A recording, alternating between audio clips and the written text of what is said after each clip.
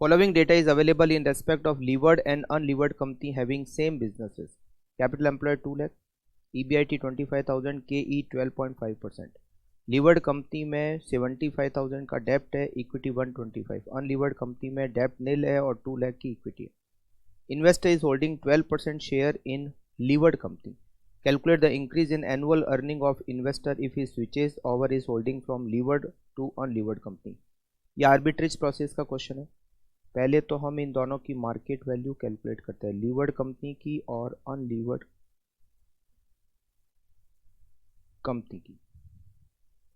EBIT at present EBIT है 25,000.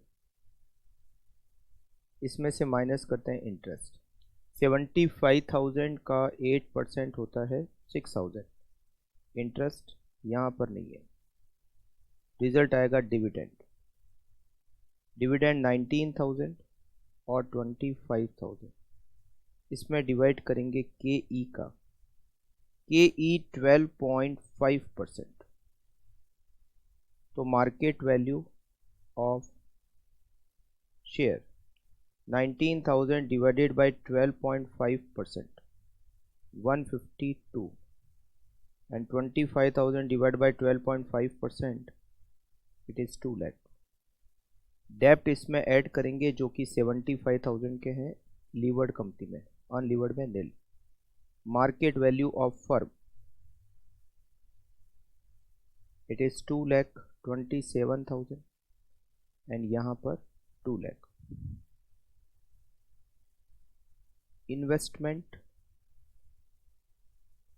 And income of investor. अभी उसके पास में लीवर्ड कंपनी के शेयर है. लीवर्ड कंपनी है ओवर वैल्यूड.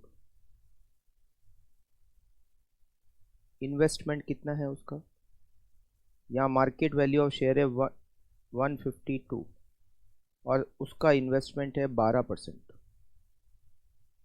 उसका इन्वेस्टमेंट 12% है तो उसका टोटल इन्वेस्टमेंट हो गया 1,52,000 इंटू 12%, 18,240 का इन्वेस्टमेंट हो गया. उसकी इनकम कितनी है.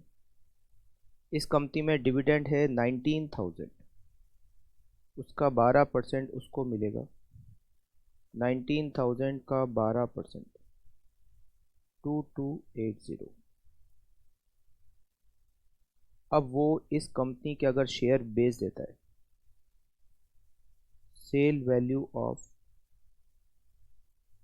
लीवर्ड कंपनी शेयर, तो 18,240 मिलेंगे. फिर वो लेगा लोन टेकन 75,000 का 12%, वो 9,000 का लोन लेगा. तो उसका टोटल फंड हो जाएगा 27,240. Investment and income of investor. अगर वो पैसे को अनलीवर्ड कंपनी में इन्वेस्ट कर देता है जो कि अंडर वैल्यूड है, अगर वो इन्वेस्टमेंट पूरा 27,240 का कर देता है, ये जितना भी पैसा है पूरा इन्वेस्ट कर देता है, तो उसको इनकम कितनी मिलेगी.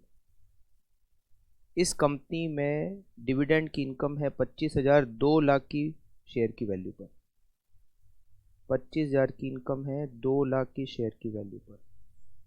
तो 27,240 पर उसको इनकम मिलेगी 25,000 डिवाइडेड बाई 2 लाख इंटू 27,240, 3,405 की इनकम मिलेगी. मगर उसने जो लोन लिया था उस पर इंटरेस्ट देना पड़ेगा. इंटरेस्ट ऑन लोन, उसने लोन लिया था 9,000 पर का और 9,000 पर रेट ऑफ इंटरेस्ट होती है 8%. Rate of interest is 8%. 9,000 का 8% होता है 720. उसको 720 का इंटरेस्ट देना पड़ेगा. तो उसकी इंटरेस्ट देने के बाद इनकम कितनी हो गई, उसकी इनकम हो गई 2,685. यहाँ पर वो कितना अर्न कर रहा है 2,280. यहाँ पर उसकी इनकम हो जाएगी 2,685. Increase in income. तो जैसे ही वो ओवर वैल्यूड से अंडर वैल्यूड में शिफ्ट होगा उसकी इनकम बढ़ेगी 2685 और पहले इनकम कितनी थी 2280, तो उसकी एडिशनल इनकम होगी 40